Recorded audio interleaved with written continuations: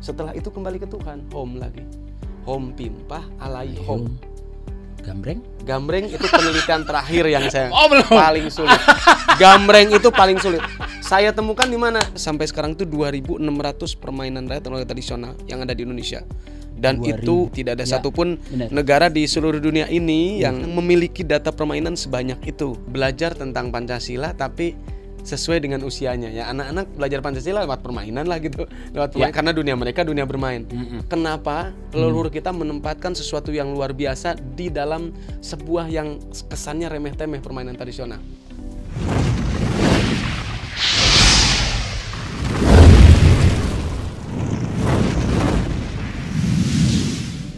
Salam Pancasila.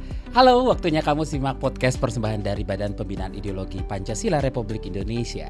Di episode kali ini kita akan mendengar pendapat terkait Pancasila menjawab tantangan zaman bersama saya Don Brady.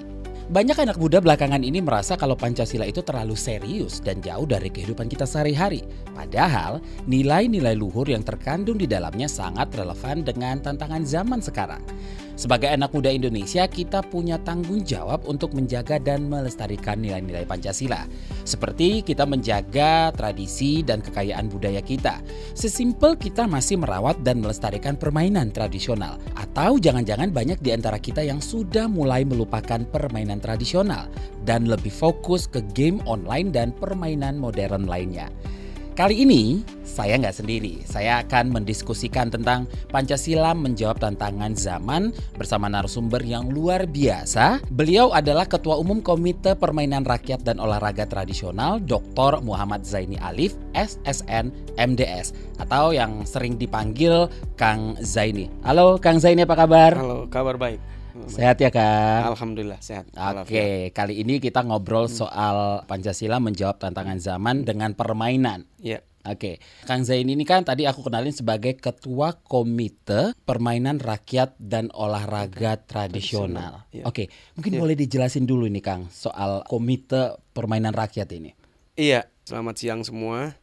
Jadi Komite Permainan Rakyat dan Olahraga Tradisional itu dibentuk pertama dari 700 pelaku olahraga dan permainan rakyat di Indonesia gitu. Jadi kami kumpulkan kemudian Seluruh Indonesia. Gitu. Oke. Jadi itu bersepakat untuk membentuk sebuah komite. Jadi komite ini sebenarnya ada di bawah naungan Undang-Undang Nomor 5 2017 tentang Pemajuan Kebudayaan. Yang di dalamnya ada 2 OPK atau objek pemajuan kebudayaan yang namanya permainan rakyat dan olahraga tradisional. Maka kemudian dari sanalah kemudian kita bersepakat. Kenapa bersepakat? Karena dari penelitian yang saya lakukan secara pribadi itu menemukan sekitar sampai sekarang itu 2.600 permainan rakyat dan olahraga tradisional yang ada di Indonesia. Dan 2000? itu 2.600 permainan rakyat dan olahraga tradisional.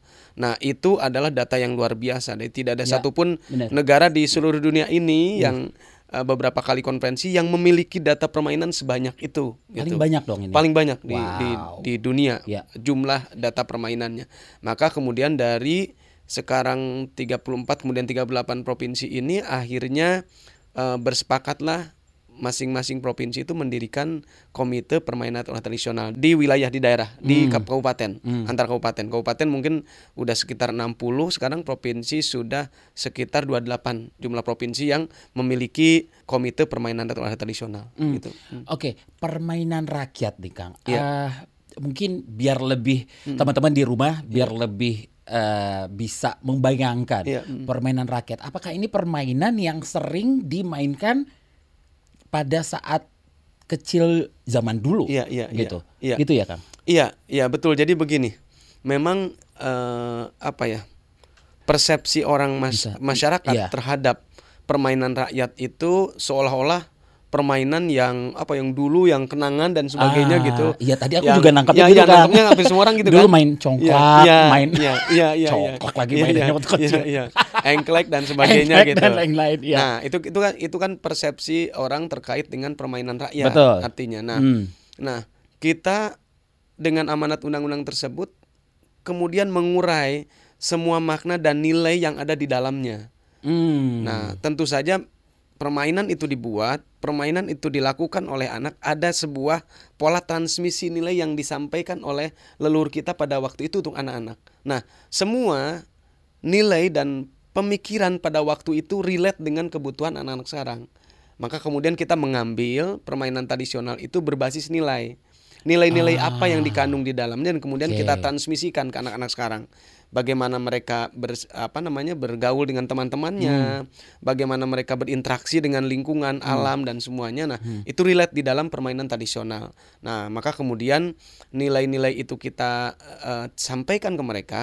Permainannya yang kita buat itu, yang kita rekonstruksi kembali dari berbagai naskah kuno, dari data-data luar gitu. Misalkan dari Belanda saya dapat buku namanya Kinderspels in Nederland Indies. Jadi permainan tradisional pada zaman dulu gitu. Itu pada tahun 1910 udah terbukukan hampir 200 lebih data permainan kita. Nah, itu data yang sangat penting. Kemudian di Inggris ada Jonathan Rigg yang kemudian bikin kamus, di dalamnya ada permainan tradisional yang kita punya juga tahun 1868 itu. Nah, itu data-data itu kita ambil lagi dari semua pendataan itu kita ambil dan akhirnya dari masyarakat semuanya akhirnya terkumpul sekitar 2.600 lebih data itu. Itu hanya permainan rakyat dan termasuk olahraga tradisional. Oke, tadi udah dijelaskan soal permainan rakyat ya kan. Kalau olahraga tradisional yang langsung kepikiran sama aku itu ya olahraga yang ada di daerah. Karena aku kebetulan orang Sumatera Utara, kalau taunya itu di daerah Sumatera Utara, lompat batu di Nias. Itu termasuk. Nah, itu basisnya itu termasuk kan gini. Olahraga tradisional itu berbeda dengan permainan rakyat itu. Kalau permainan rakyat itu sama, basisnya nilai, tetapi ada aktiviti fisiknya yang kemudian menggugah fisik ini. Makanya dia olahraga. Jadi mengolahragakan raganya diolah gitu. Nah, tentu banyak sekali kan di permainan tradisional, berlari, berloncat dan sebagainya. Nah, itu karapan sapi itu karapan sapi, kemudian lompat batu dan sebagainya. Terus pasola gitu. Wah, di NTT dan sebagainya gitu. Nah, itu kan itu bentuk-bentuk olahraga tradisional yang kita punya gitu, yang ada di Indonesia gitu. Nah, itu kalau kita rangkumkan bisa sebanyak itu dan kemudian kami berpikir ini sangat relate dengan kebutuhan anak-anak di zaman sekarang gitu. Kita punya olahraga yang tradisional gitu ya, kan nggak harus ke fitness center gitu ya. Betul. Bahkan cikal bakal kalau dalam buku namanya Sport in Indies itu itu buku tahun 1912. Jadi bagaimana waktu itu Belanda menyusun ke olahraga yang ada di Indonesia itu basisnya kebudayaan semuanya. Dari mulai misal ada wayang, ada memanah, kemudian melempar, kemudian itu yang lompat batu itu, kemudian cikal bakal panjat tebing tuh kayaknya. Nah, itu kayaknya cikal bakal dari manjat pohon kelapa kayaknya. Bener ya? Iya, betul. Berarti semua itu ada cikal bakalnya. Iya, betul. Makanya kemudian diseringkan oleh Belanda pada waktu itu sebagai keriaan mereka pada saat pada ulang tahun Wilhelmina pada waktu itu. Maka kemudian ada panjat pinang dan sebagainya. Kemudian pakai gelinding dia lari dan sebagainya. Mungkin hanya merebutkan pada waktu selembar kain batik atau selembar ikat kepala dan sebagainya. Mereka dipertandingkan tiap ulang tahunnya pada waktu itu gitu. Nah, sekarang kan sampai sekarang berlanjut tuh. Tiap 17 Agustus. 17 Agustus pasti muncul tuh permainan-permainan rakyat, dari mulai gebuk bantal, dari mulai panjat pinang dan sebagainya gitu. Itu balap karung. Iya, balap karung itu kan. Itu munculnya pada waktu itu dan kemudian kita susunkan ya sampai sebanyak itu datanya. Sejak kapan komite ini terbentuk, Kang? Komite itu berbentuk di akhir tahun 2019 sebenarnya. Di akhir 2019 pada waktu itu, kemudian setelah itu digempur pandemi kan pada waktu itu. Nah, justru pandemi ini yang kemudian mendewasakan kita. Karena apa?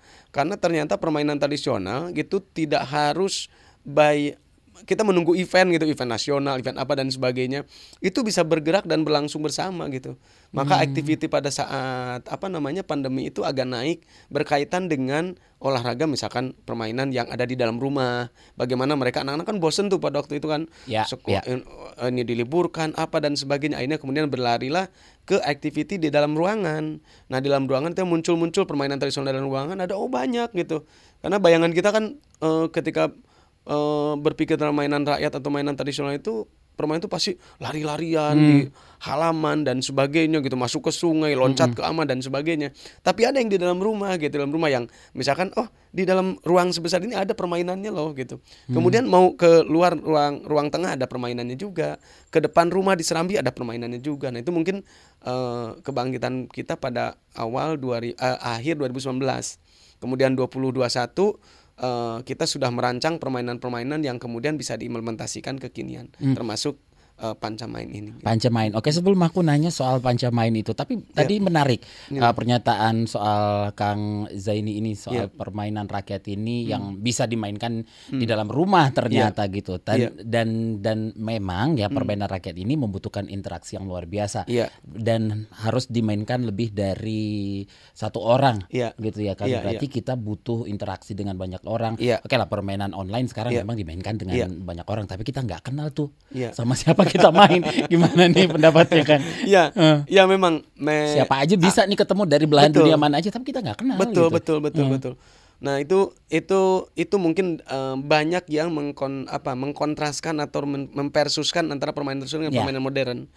Padahal permainan tradisional dengan permainan modern itu hanya medianya saja sebenarnya yang berbeda, media yang berbeda. Tetapi kalau permainan modern itu lebih mengedepankan kepada pemahaman teknologi, kemudian melek teknologi dan yang lainnya gitu.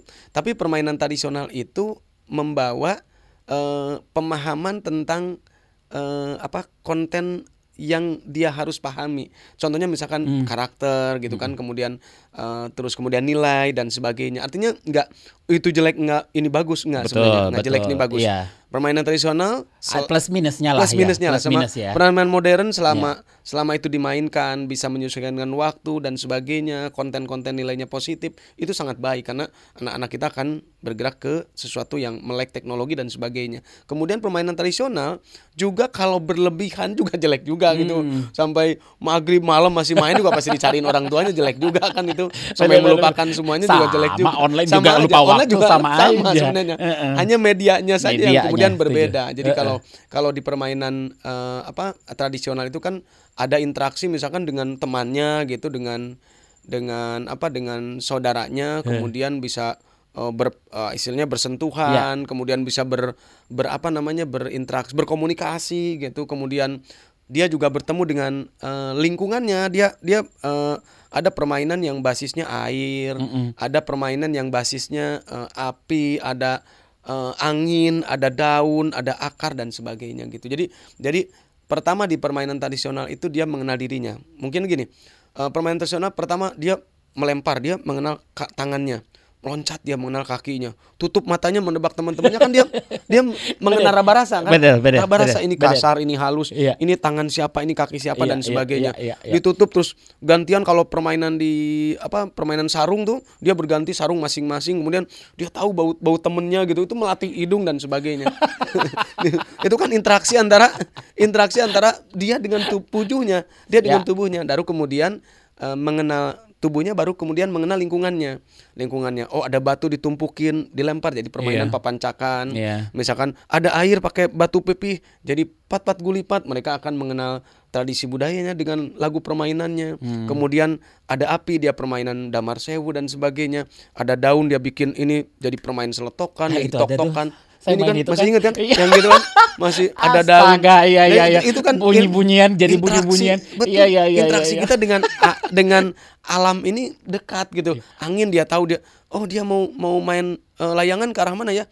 Dia jilat ininya jarinya, kemudian jarinya kemudian dicari anginnya ke arah mana. Perasaan kan jadi itu, insting. Kan itu dia tahu gitu. Dia tahu gitu. Arahnya mana. Lihat anak-anak sekarang kalau main layangan dia nggak pernah tahu anginnya dari mana, diterbangin dari mana. Kalau anak-anak dulu kan dia jilat terus mana yang paling dingin nih. Oh, paling dingin sebelah sana. Berarti angin sebelah sana dia ngebelakangin kan. Ya terbang gitu. Itu kan bagaimana interaksi kita dengan lingkungan. Nah, ketiga setelah dia mengenal dirinya, mengenal alamnya, secara implisit dia mengenal Tuhannya. di permainan tradisional. Itu mana konteks ketuhanan. Dia mulai mengenal ciptaan, dia mulai mencipta ciptaan dan sebagainya. Itu secara implisit mengenal nilai-nilai ketuhanan. Itu paripurna menurut saya seorang anak disempurnakan dengan 3 itu. Mengenal diri, mengenal alam dan lingkungan, teman dan semuanya, kemudian dia mengenal Tuhannya. Paripurna. Nah, itu paripurna. Nah, kenapa sekarang itu tidak ada? Karena apa? Bukan salah anaknya. Bukan salah anaknya. Karena apa? Saya melakukan percobaan begini. Saya membuat tempat wisata permainan tradisional di Bandung, kemudian di Subang saya bikin tempat wisata. Itu dikunjungi terus anak-anak, bahkan ada yang repeat dan sebagainya, kunjungan terus ke sana. Kenapa? Karena mereka menyukai tempat itu gitu. Mainan itu. Karena apa? Kita sediakan mainannya gitu. Dia bermain congklak, misalnya dia cuma mindah-mindahin bijinya, kemudian dia bilang, Kang, kok ini asik ya, padahal cuma mindah-mindahin biji ini aja ya gitu.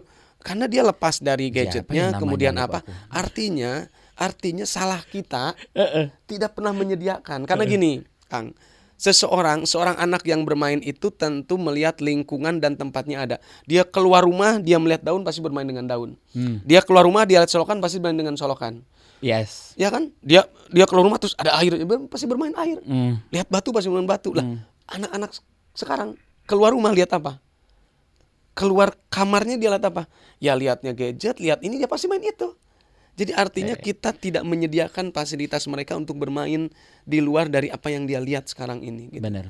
Jadi kita wajib menyediakan itu agar anak-anak paham gitu apa yang mesti dia mainkan ya. Dia ada tumpukan kalengnya, dia bisa mainkan, dia tumpukin kaleng terus dia lemparin bareng-bareng dan sebagainya. Karena apa yang ada gitu, ada dalam lingkungan mereka. Nah, itu cara dia berinteraksi dengan lingkungannya gitu. Secara insting pasti jadi mainan. Benar, gitu. setuju. Gitu. Ya. Oke. Jadi selama ini sudah ada 2.600 permainan raket yang sudah terkumpul. Dan tadi Kang Zaini juga sudah sempat mention permainan apa namanya, Kang?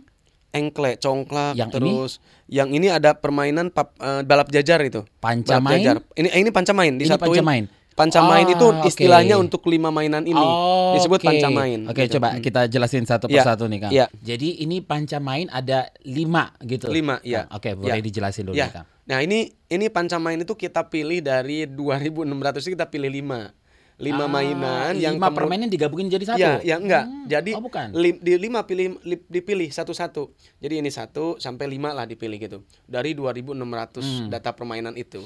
Nah, kita akan waktu itu bagaimana pembelajaran itu berbasis habit, pembiasaan. Pembiasaan. Misalnya kalau jadi bukan hafalan secara verbal gitu. Kalau verbal kan ngapalin tuh kan. Kemudian harus sesuatu yang memang anak-anak dipikirkan seolah-olah itu tuntutan yang berat bagi dia gitu. Nah, kami berpikir bahwa bagaimana ya mengajarkan Pancasila itu gini. Kami berpikir bahwa Pancasila itu udah ada di dalam diri kita dan kemudian tanah kita. Karena Pancasila itu lahir dari tubuh dan tanah kita gitu. Tempat kita itu melahirkan Pancasila. Jadi Pancasila itu sudah ada, tetapi bagaimana kita membuat sebuah media untuk bukan mengingat menyadarkan kembali saja dengan sebuah kegiatan activity dan kita bisa merasakan Pancasila itu. Nah, dari pemikiran itu bagaimana ya cara mengajarkan Pancasila tidak secara verbal? Coba kita lewat mainan. Adakah mainan yang mencerminkan nilai-nilai Pancasila ke-1 gitu kan? Kemudian adakah mainan yang mencerminkan sila ke-2 sampai ke-5 gitu? Kira-kira inti dari ke-1 apa? Itu adalah perbedaan, keberagaman, keyakinan dan sebagainya. Bagaimana mereka sadar ketika itu bisa menyatukannya? Muncullah gasing. Gasing itu kan gasing itu kan kayak beradu gitu kan. Beda warna tuh, ada beda merah dengan oranye beradu dengan biru beradu dengan hijau dan sebagainya. Jadi perbedaan suku, perbedaan bahasa, perbedaan agama dan seolah-olah berbeda warna gitu. Tetapi saya ingin menghabitkan anak ini menjadi dalam pembiasaan penyatuan, keberagaman itu. Ternyata gasing itu kalau diputarkan bersama warna-warni itu jadi lebih indah gitu. Kita bisa tandingkan siapa yang lebih lebih lama muternya dan sebagainya. Bukan hanya buat senggol-senggolan. Bukan senggol-senggolan tapi sebuah keindahan. Bertahan lama muternya yang kemudian beradu siapa yang mana yang menang. Nah, kemudian setelah bermain, mereka bisa menyatukan itu seperti Lego gitu, Jadi, kita bangun ini yuk.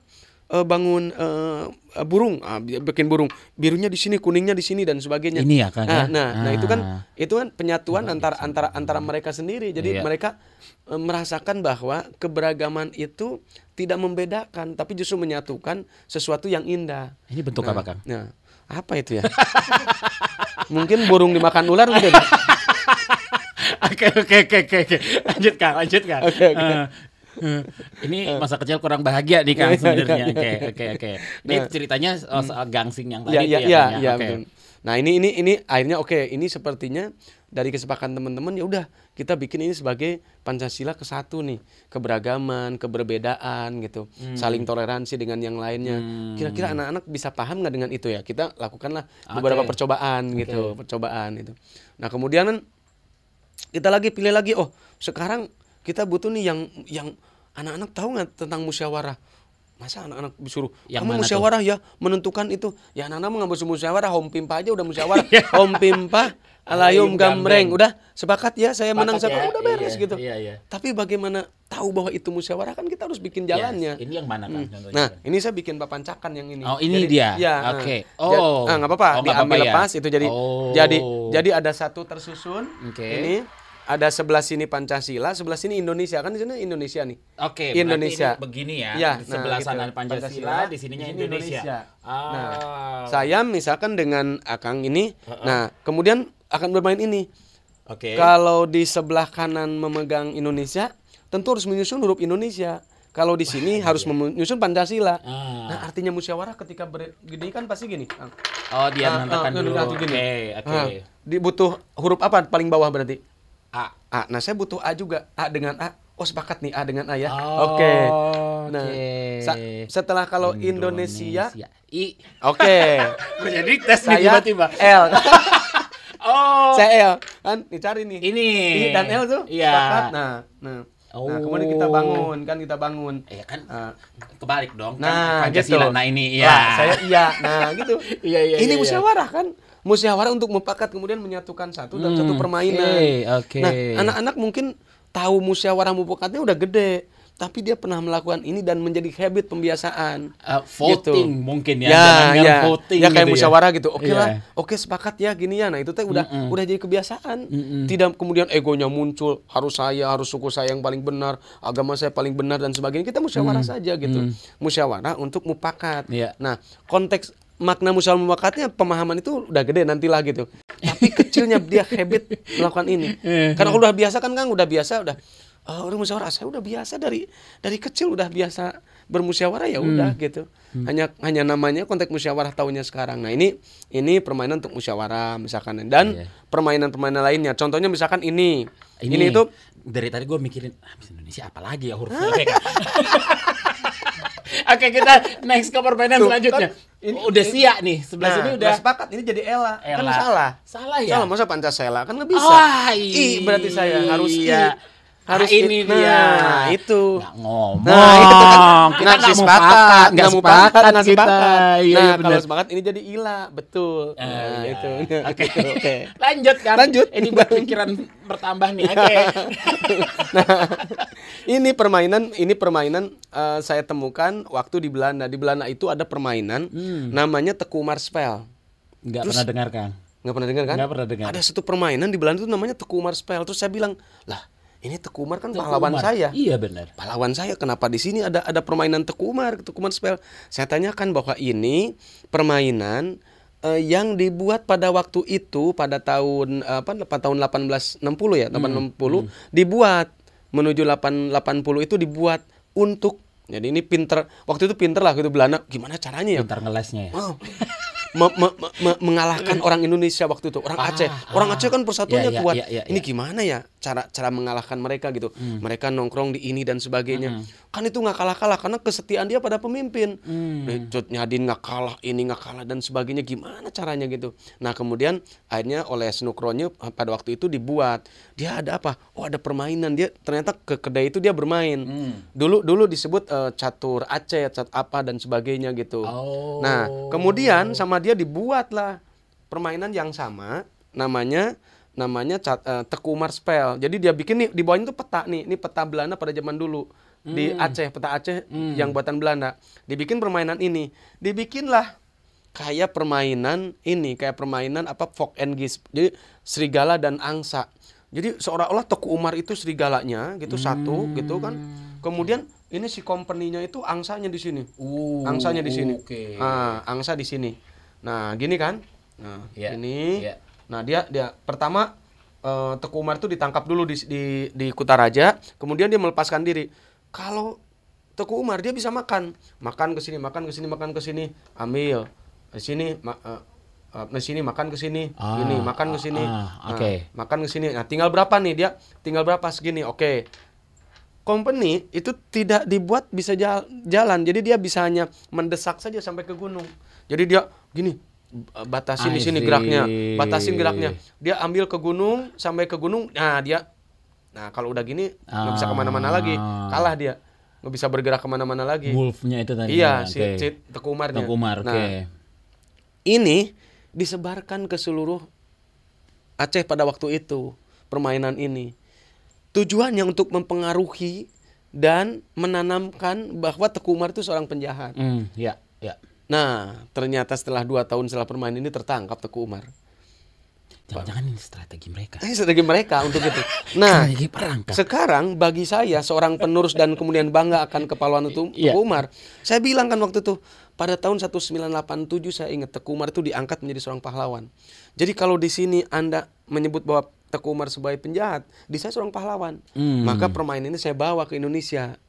Dan saya buat bahwa beginilah perjuangan seorang Teku Umar membebaskan bangsa kita. Bayangkan dia berjuang sampai segini susahnya untuk memperjuangkan kita merdeka. Nah, nilai ini yang kemudian saya transfer kepada anak-anak sekarang. Dan dia merasakan bagaimana dia posisinya sebagai ini, posisi sebagai ini. Dia bisa merasakan perjuangan Teku Umar ini. Jangan sampai Teku Umar itu yang nanti tersebar di masyarakat dunia, Teku Umar spell atau permainan Teku Umar menangkap Teku Umar. Nah, saya pulihkan. Saya ingin memulihkan nama Teku Umar ini menjadi seorang pahlawan, bahwa ini adalah bagaimana sosok Teku Umar memperjuangkan bangsa ini, memerdekakan bangsa kita. Ginilah perjuangannya gitu. Sesusah ini gitu.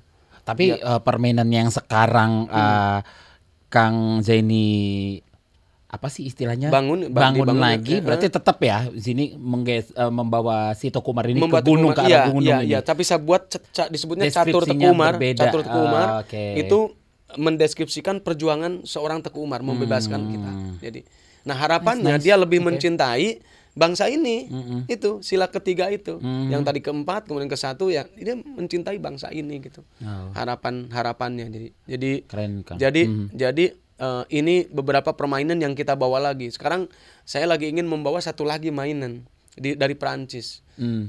Itu ngambil dari Indonesia juga. Dari Indonesia, namanya Surakarta Game. Surakarta Game. Surakarta Game. Tinggal searching aja teman-teman di YouTube atau dimanapun Surakarta Game, itu pasti keluar permainan Surakarta Game yang menjadi permainan wajib di negara itu untuk anak-anak TK dan SD gitu. Namanya, saya tanya, ini namanya Surakarta Game. Dia bilang permainan dari Perancis. Kata saya enggak, Surakarta itu kota saya. Kota di Indonesia, Surakarta Game. Begitu saya teliti, Surakarta Game itu permainan bas-basan spur. Waktu itu dibawa oleh seseorang tahun 60-an, dia main itu kemudian di Prancis dia buat. Namanya mungkin karena ingetnya kota Surakarta, jadi Surakarta Game, permainan Surakarta. Jadi sampai sekarang kita searching Surakarta Game, pasti orang bule yang bilang Surakarta Game isu nerangin. Kenapa semua orang bule nerangin permainan Surakarta Game, padahal itu punya kita. Jadi banyaklah permainan yang sebenarnya milik kita yang sekarang sudah mulai tidak ada. Contoh misalkan pada tahun saya dapat foto 1886 itu catur Batak tuh, catur Batak. Itu dengar aku. Belum dengar. Wah, itu keren sekali. Mana pula itu? Wah, keren pokoknya. Keren, Mun. Itu gara-gara ada Bataknya. Jadi kayak mana itu mainnya? Catur Batak itu bentuknya kayak kotak bulat terus dan fungsinya unik-unik. Jadi ada 3 jenis yang polanya kayak leveling gitu. Itu catur Batak. Saya ada videonya lagi main catur Batak di tahun 1886. Di videonya di Batak. Saya ketemu videonya di Belanda sih, di Belanda. Nah, kemudian saya bawalah komite permainan tradisional di Sumatera Utara pada waktu itu ya. Merekonstruksi lagi permainan catur Batak ini gitu. Akhirnya jadilah keluar lagi gini catur Batak itu permainan yang terkenal pada waktu itu. Itu yang yang menciptakan orang-orang sana jago strategi itu permainan catur Batak itu sebenarnya. Oh iya. Iya. Wow. Berarti emang nggak populer ya mungkin ya kan? Nggak tahu saya sebagai orang Batak gitu. Baru tahu ternyata itu ada catur Batak. Catur gitu Batak iya, makanya istilahnya kan kalau orang itu Batak itu banyak taktik kan. Banyak taktik. Banyak taktik kali itu. Iya. Jadi banyak sekali kan. Board game yang kita punya itu sekarang kita tidak mengenal semua. Kayak di Kalimantan ada Bagapit. Bagapit itu siapa yang ada di tengah dia kalah gitu. Nah, gitu. Kalau ada yang tengah dia kalah gitu dan sebagainya. Itu Bagapit. Itu keren sekali permainannya. Maka kemudian kenapa kami buat KPOT itu begitu, biar seluruh teman-teman yang ada di provinsi atau di kabupaten kota itu menggali lagi permainan yang ada di sana sekarang hadir ada, dan kemudian diimplementasikan lagi, baik itu untuk misalkan untuk pendidikan, misalkan bisa di profil pelajar Pancasila, kemudian ataupun bisa di olah tubuhnya dan yang lainnya gitu kan. Kayaknya kita nggak cukup 1 episode kalau membahas ini semua kan. Nah, yang aku tanyakan, kalau aku bilang seberapa optimis, tapi jangan optimis deh.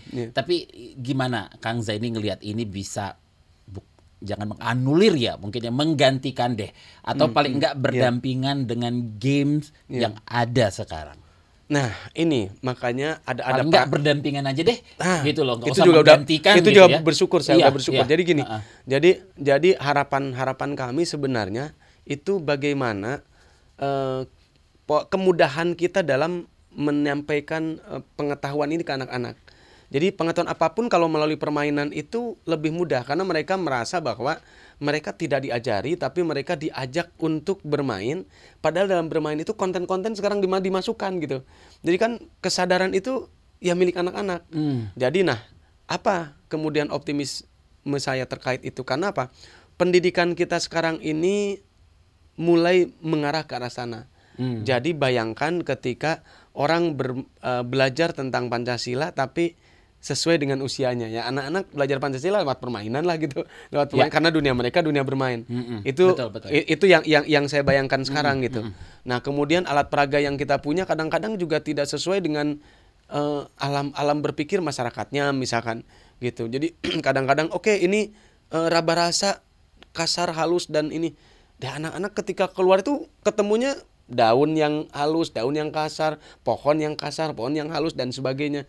Tidak sesuai. Angin ketika di dalam kelas itu kayak gini, gambar gitu kan? Ya kayak gitu angin di dalam kelas. Kalau di luar kelas kan dia bisa gini, dingin, dirasakan dan sebagainya. Nah harapan kami itu bagaimana ketika mereka di luar kelas dan di dalam kelas itu sesuai. Nah ada bridgingnya, ada jembatannya. Jembatannya media bermain yang sesuai dengan mereka butuhkan. Nah itu harapan kami ketika ini bisa jauh lebih mudah diimplementasikan dibanding yang lain gitu. Nah kemudian ketika seorang orang tua yang bisa membawa mainan ini bisa menjadi media interaksi kedekatan mereka dengan orang tuanya dengan permainan ini. Karena selama ini kan mereka individualis ya, karena mainan sendiri dia mainin dengan yang lain. Nah kalau gini mereka akan menjadi bagian dari aktiviti keluarga menurut saya gitu. Ini ngajarinnya dan sebagainya, ngasih tahu gitu. Filosofinya, nilai-nilainya, bukan kepada saya tadi gitu. Ngajarinnya.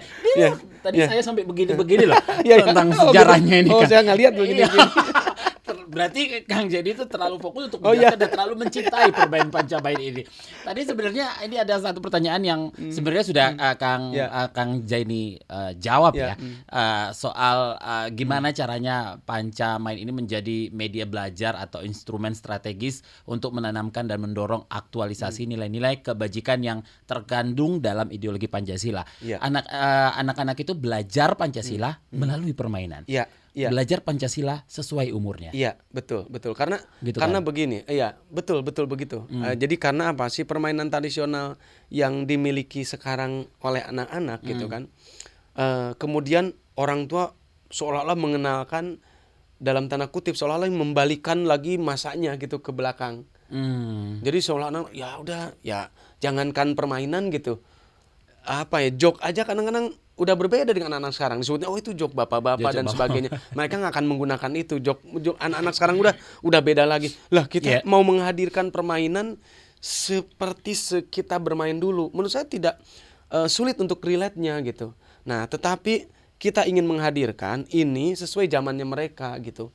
Mereka bisa membuat ini, bisa mereka bawa-bawa kemana-mana, ditali, diwadahin dan sebagainya, bisa dipegang di mana-mana, bisa jadi alat peraga dan sebagainya. Di kelas bisa juga main dan yang lainnya gitu, tanpa harus kita pengennya anak-anak bisa ini kotor, ini anginnya keluar takut masuk angin, ini durinya bahaya, ini tongkatnya takut ini kena tubuh dan sebagainya. Kalau kita berpikir ke sana terus-menerus itu tidak akan sampai ke anak-anak. Sulit itu. Nah makanya kemudian berani sakit itu belajar ya. Yes. Berani kotor itu belajar. Ya, gitu ya kan. artinya gimana caranya permainan itu hadir sesuai ruang dan waktunya gitu. Setuju, nah kan. cuma hanya kita coba dengan kebaruan yang muncul ini tetap melahirkan sebuah pemahaman konsep di anak-anak bahwa ini menyenangkan gitu, ini menyenangkan. Ya kita harus masuk dunianya. Nah, lahirlah Pancamain ini. Kalau aku tanya soal tantangannya nih Kang. Ya. Untuk untuk kembali memperkenalkan permainan rakyat atau tradisional ini, kira-kira yang paling berat apa nih Kang? Makin berat nggak sih? Makin kesini makin berat, makin banyak game online misalnya. Terus aktivitas anak-anak itu juga di sekolah udah banyak kehabisan waktu gitu. Kapan lagi bisa main seperti ini gitu loh? Ya, jangan sangat makan berat, biasa aja. Tugas ini, Kang Jenny gitu. Ya, saya. Makanya saya tanya nih kan, bagi berat ini. kita. Jadi beratnya tantangan terutama pada jadi gini, seolah-olah kita mau ngajarin anak bermain itu ke anaknya. Padahal anak-anak bermain itu bukan patokannya hanya pada anak-anak saja. Tapi bagaimana orang tua memberi izin, orang tua memfasilitasi, orang tua memberi ruang untuk bermain permainan tradisional ini. Gitu. Karena sehebat apapun kita mendorong mereka menginginkan anak bermain permainan tradisional, selama orang tua dan sebagainya tidak mengizinkan, selesai. Maka tantangan terbesarnya adalah sebenarnya menyadarkan kembali orang tua pentingnya permainan tradisional.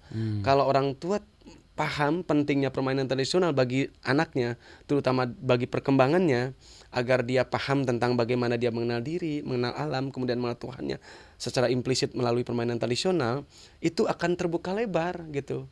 Nah selama ini kan kita ajak anak-anak bermain. Ya ke tempat saya mereka anak-anak itu pada bermain gitu. Pergi di rumahnya nggak boleh sama ibunya, nggak boleh sama bapaknya. Itu tantangan terbesar sebenarnya. Jadi ya menyadarkan orang tua itu lebih sulit daripada menyadarkan anak-anak. Seru banget ini obrolan kita Kang. Kayaknya nggak cukup waktu untuk mengupas satu persatu. Kita lanjutkan next. Kita lanjutkan next ya Kang ya. Tapi satu pertanyaan, ini termasuk permainan rakyat atau olahraga tradisional nggak Kang? Yang datang nggak dipanggil, pulang nggak diantar, itu termasuk? Gue nggak mau bilang namanya. Itu termasuk gak? Itu luar biasa Indonesia. Makanya kan ada wadahnya tuh. Makanya dalam penelitian saya itu selalu mengungkapkan. Jadi saya sampaikan tuh kalau ke forum-forum dunia bahwa di negara yang lain lah, misalnya di Jepang dia memiliki sekitar 600 data permainan tradisional, di India pada waktu itu 400 permainan tradisional. Mereka hanya 2 bagian, permainan dengan activity fisik atau lebih ke permainan, ada mainan, toys-nya gitu. Hanya 2 itu. Kata saya di Indonesia ada garis tengahnya yang menghubungkan itu semua. Yang tidak diketahui itu permainan yang mereka juga tidak paham kayak permainan sesuatu yang permainan, tapi ya saya melihat misalnya anak-anak bermain ini dua realita kita. Anak ketika nutup matanya terus dia berputar, kemudian terus dia dia terus jadi sesuatu apa gitu. Dia jadi sesuatu terus jadi kayak orang, misalkan kayak orang mana dia jadi terus diginiin lagi kepalanya sembuh lagi kepalanya gitu. Nah, di mereka nggak ada permainan tuh. Itu uniknya di Indonesia. Jadi ada garis 2, ada garis tengah yang kita juga nggak tahu itu. Saya juga mengkolekting itu semua data permainan sampai saya kumpulin tuh. Sampai penasaran saya ngumpulin jampe-jampenya. Jadi jampe-jampenya ada jampe-jampe lagi. Jadi kalau ingin jampe-jampe saya udah mengumpulkan 250 lebih jampe-jampe itu. Dan ternyata itu kata-kata sastra sih sebenarnya, jampe-jampe itu. Jadi kenapa ya anak-anak bisa gitu ya? Meskipun itu masih jadi misteri di tengah itu, tapi itulah Indonesia. Hom Pimpa Alum Gambreng itu jampi kan? Hom Pimpa. Banyak nih pertanyaan nggak kelar. Hom Pimpa Alum Gambreng ini harus saya terangin. Iya benar. Ini karena penting. Iya. Saya dalam membuka Hom Pimpa Alum Gambreng itu karena gini, orang Indonesia ya kita lah, saya kadang-kadang menuruti tanpa tahu apa makna dan tujuannya kayak orang kan? Hom Pimpa Alum Gambreng artinya apa itu? Iya, pikiran di sini. Nggak ada kan? Terus orang Sunda, orang saya jawabnya Sampurasun, apa artinya? Nggak tahu. Pokoknya jawabnya rampes aja, udah aja gitu, tanpa tahu artinya. Nah, saya tanya, Hom Pimpa Alum Gambreng ngalamin semua, sampai Aceh ke Papua semua ngalamin Hom Pimpa Alum Gambreng gitu. Artinya apa? Nggak tahu. Pokoknya dari dulu Hom Pimpa Alum Gambreng. Saya mulai meneliti, itu penelitian yang agak panjang waktu itu. Saya kumpulkan dari mulai data-data bahasa dan sebagainya. Kamus dari mulai, saya ngambil kamus Zoetmulder dari Belanda. Sunda kuno, Jawa kuno saya ambil, kemudian Kawi, kamus bahasa Kawi, Sanskerta dan sebagainya. Kumpulin. Ternyata pertama kata hom, aum, ung, hu, hua, artinya Tuhan. Hom. Pimpah itu dalam bahasa Kawi berkumpul bersama dalam kesenangan. Alaih itu alih, berpindah, kayak berpindah. Kayak saya, kayak memberi alai itu. Terakhir hom lagi. Itu adalah bayang dari Tuhan, kita berkumpul bersama dalam kesenangan, tugas kita adalah berbagi dan apa yang kita punya. Setelah itu kembali ke Tuhan, hom lagi. Hom pimpah alai hom. Gambreng itu penelitian terakhir yang saya paling sulit. Gambreng itu paling sulit. Saya temukan di mana? Di meditasi Jawa. Gambreng itu berasal dari tawon gumerenggeng yang sering digetarkan dadanya ketika seorang melakukan meditasi Jawa. Artinya dia menggetarkan dada untuk mengingat terus. Disebut tawon gumerenggeng. Jadi Hom Pimpa Alai Hom dari Tuhan, kita berkumpul bersama dalam kesenangan. Kemudian tugas kita memberikan kontribusi, beralih dan sebagainya. Pokoknya kalau kita tidak bisa mengalihkan apa yang kita punya kepada orang lain, cepat-cepat pulang menurut saya. Cepat pulang, karena itu bukan fungsinya di dunia. Baru setelah sempurna kita kembali ke Hom, selesai, Gambreng ingatkan terus pada kita. Bayangkan kenapa leluhur kita menempatkan sesuatu yang luar biasa di dalam sebuah yang kesannya remeh-temeh permainan tradisional. Nah, karena apa? Kayaknya ada episode berikutnya ya untuk membahas Hom Pimpa Alum Gambreng. Panjang. Tapi thank you banget nih kan. Ya, sama-sama. Luar biasa. Nanti kalau teman-teman pengen tahu kelanjutan apa itu soal Hom Pimpa Alum Gambreng, silakan DM Instagramnya Kang Zaini di sini. Nanti tanya aja Kang itu artinya apa, tolonglah gitu ya. Tapi thank you banget Kang atas obrolannya kali ini. Itu tadi obrolan saya bersama Dr. Muhammad Zaini Alif SSN MDS, Ketua Umum Komite Permainan Rakyat dan Olahraga Tradisional terkait Pancasila menjawab tantangan zaman. Terakhir kita akan bareng-bareng bilang salam Pancasila seperti ini ya Kang ya. 1, 2, 3. Salam Pancasila.